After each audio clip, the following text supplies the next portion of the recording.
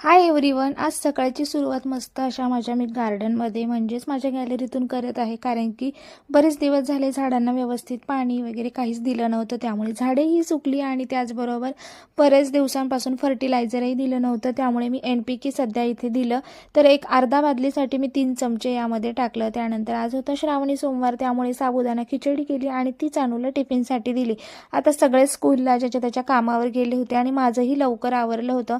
मग जे काही जुन्या जीन्स होत्या ना, त्या मी अशा पद्धतीने कट केल्या आणि साडीमध्ये येणारं फोमशीट त्यामध्ये घालून असं मी डोअरमॅट असो किंवा किचनमध्ये ठेवलं, जेणेकरून पायाला गारवा लागणार नाही. तर असं मस्त जुगाड तुम्हीही करू शकतात.